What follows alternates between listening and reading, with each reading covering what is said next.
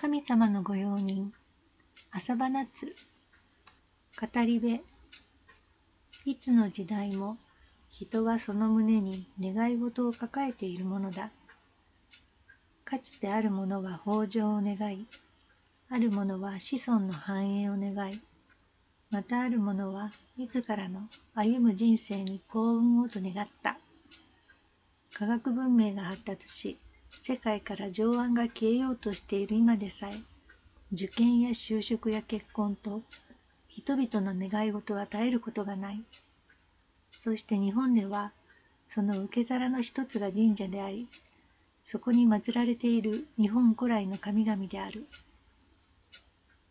だが、古い書物を紐解けば、神といえど、夫の浮気に怒り、妻が身ごもった子を本当に我が子かと疑い、兄たちの罠にあっさりはまり、姉の家で大暴れし、ついにはクソをまき散らしたというような逸話が数多く残る。そのうちのどれくらいが真実であるのかは、それぞれの名誉のために伏せておくとしても、神が人の子の望みをすべて叶え得るような、また人の子が心に思い描くような完璧な存在などではないことの証明にはなるだろう。神は人の敬いによって意を増し、人は神の徳によって運を襲う。これは貞永元年、1232年に制定された御成敗式目の中の一文であるが、元来神と人との関わりとは、お互いがお互いを高め合い、支え合うものであった。しかし今やその天秤は崩れ、神は人から願いを訴えられるだけの一方的なものに置き換わってしまっている。その結果、多くの神々の力が衰退し、ある神は高間ヶ原へと帰り、またある神は春の日に雪が溶けるように姿を消してしまった。かろうじて地上に残った神々も本来の力をそがれ、満足に自らの用事すら済ませることができなくなっていることを人々は知っているだろうか。さて、これから私が記すのは、そんな現代の日本に生まれ、葬式には寺から僧侶を呼び、クリスマスにはケーキとチキンを食べ、正月には神社に初詣に行くという、ごく一般的な家庭で生まれ育った一人の人の子の話である。彼もまた多くの人がそうであるように、神をただすがるだけの存在として見ていたものだ。いな、その存在すら心から信じてはいなかった。神である私にとって、人というものは雲間から降りしきる雨粒か、季節に散りゆく木々の葉か、それとも過ぎゆくそよ風のような存在であるが、私の長すぎる記憶の中に一点の鮮やかな彩りを残した彼の話を戯れに書き残しておこう。いつか私の鱗が色あせる頃までこの物語が受け継がれ、明日の人の子へ手渡されるなら、それもまた儚き世の一興である。一中、狐と抹茶パフェ。京都という神社仏閣に恵まれた歴史ある町に生まれ育ちながら、義彦が寺と神社の区別を明確に認識したのは高校に入ってからのことだった。一応小学生くらいの時に習ってるはずだけど、お前覚えてないの？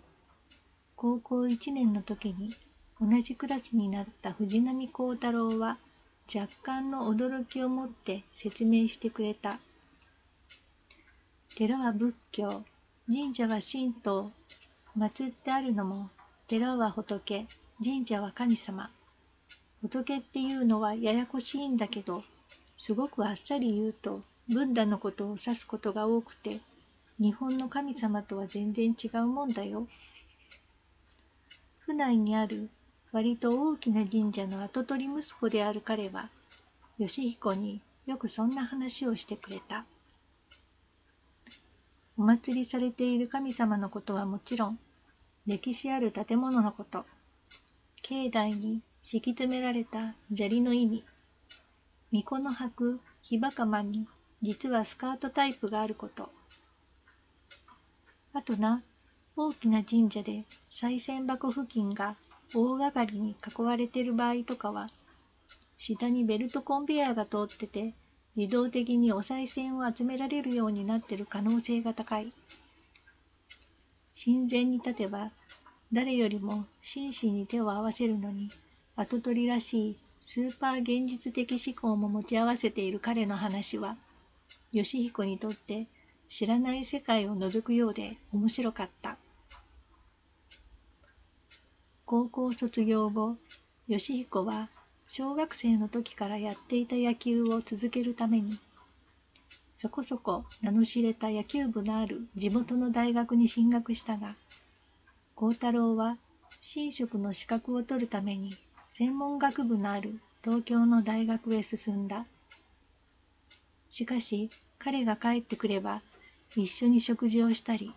長期休暇には一緒に出かけたりする関係は続き、それは20代半ばになった今でも変わらない。大学卒業後、無事に神職の資格を取った幸太郎は、実家の神社へは戻らず、義彦の自宅近所にある大主神社へ出仕、神職見習いとして奉職に来ており、二人は高校時代と同じように、ほぼ毎日顔を合わせていた。9月上旬、その日の午前中、バイトの行きがけに大主神社に立ち寄った義彦は、何人かの参拝客がいる本宮を避け、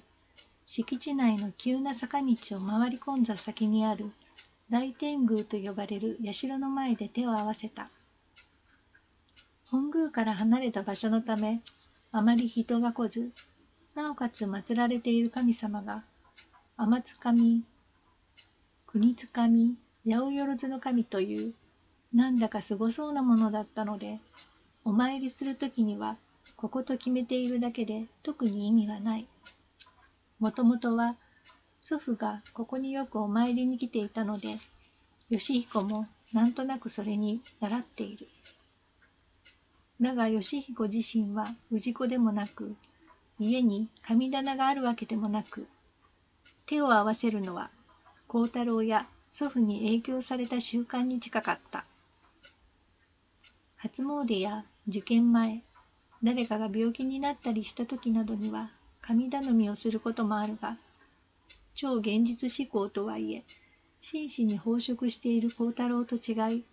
義彦にとって神様とは気休め程度の存在に近い。あの時は勝手にお願いをしてすいませんでした。祖父に教えられた2杯2拍手1杯とともに、自分でも半ばバカなことをしているのではないかと思いつつ、その言葉を口にし、義彦は一仕事終えたように息をついた。だがそれでも、きちんと謝罪することが礼儀のような気がしたのだ。たとえそこに神様という存在がいなかったとしても。某出資さん、精が出ますね。大天宮でのお参りを済ませた後、いまだ夏の様子を残す空の下、セミの声に囲まれながら参道へと続く長い階段を下ってくると、長寿屋のそばで来るときには見かけなかったはずの幸太郎が掃き掃除をしているのを見つけた。お前さ、今日の俺を見て何とも思わないわけ？ふざけて声をかけた義彦に、幸太郎が竹ぼうきを持ったまま不満そうに振り返る。何か思わないとダメなの？ときめきとか？俺の服装を見て何か言うことないのかって言ってんの。両脇に朱色の灯籠が並ぶ長い階段を観光客らしき一団が写真を撮りつつゆっくりと下ってくる。その一行に見つからぬよう、義彦は幸太郎に引きずられるようにして長寿屋の奥へと移動した。もともと大主山と呼ばれていた場所の西麓に築かれた大主神社は、平安時代中期を起源とする古い社だ。朱塗りの注文や回廊は美しく、敷地内にいくつかの摂末社が点在する。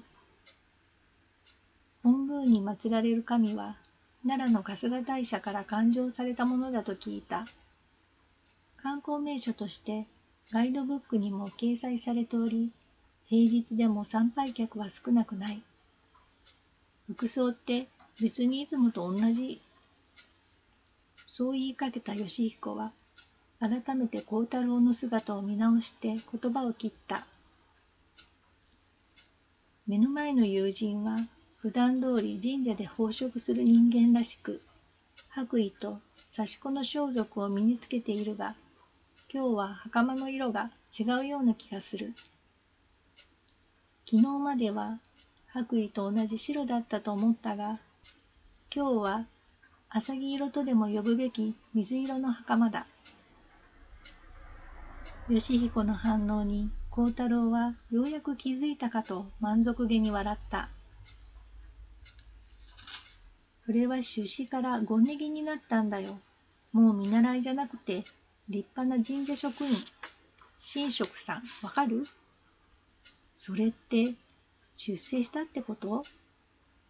義彦が恐る恐る尋ねると幸太郎はそういうことだとうなずいた。175センチを超える体に装束をまとい、黒髪を清潔感あるよう短く刈り上げ、どんな相手にも愛想よく微笑みかける上に口達者な彼は、ここに奉職して間もない頃から、ご近所のおばちゃんや氏子の奥様方に爆発的人気を得ている。宮司をはじめ、先輩神職やバイトの巫女からも評判はよく、期待の新人として受け入れられているのだと聞く。170センチに届かない身長と、幸太郎と並べば引き立て役と称される平凡な顔立ち。